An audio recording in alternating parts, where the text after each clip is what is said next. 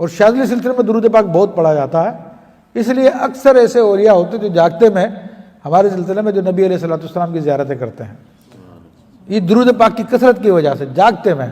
خود امام ابو الحسن علی شاذلی رحمۃ اللہ علیہ فرماتے ہیں کہ واللہ لو حجب عنی رسول اللہ صلی اللہ علیہ وسلم طرفۃ عین ما عادت نفسی من المسلمین، اللہ کی قسم اگر رسول اللہ صلی اللہ علیہ وسلم ایک لمحے کے لیے پلک جھپکنے کی مقدار بھی میری نگاہوں سے اوجھل ہو جائے تو میں اپنے آپ کو مسلمان شمار نہ کروں۔ یہ امام شاذلی نہیں، امام شاذلی کے خلیفہ ابو العباس مرسی رحمۃ اللہ علیہ وہ بھی یہی فرماتے ہیں۔ ان کے خلیفہ احمد بن عطا اللہ اسکندری، یہ مصر میں ان کا مزار ہے تینوں بزرگوں کا، وہ بھی یہی فرماتے ہیں۔ پھر ان کے خلیفہ داؤد ماخلی رحمۃ اللہ علیہ وہ بھی یہی فرماتے ہیں۔ پھر ان کے خلیفہ محمد بن وفا بحر صفا وہ بھی یہی فرماتے ہیں۔ پھر ان کے خلیفہ علی بن وفا بحر صفا وہ بھی یہی فرماتے ہیں۔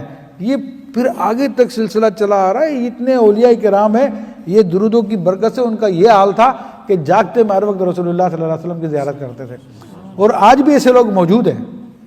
اللہ جس کو چاہتا ہے اطلاع دیتا ہے ان کے بارے میں، آج بھی ایسے لوگ موجود ہیں جو جاگتے میں حبیب علیہ الصلوۃ والسلام کی زیارت کرتے ہیں، اور انہیں درود پاک کی کثرت کی وجہ سے کرتے ہیں۔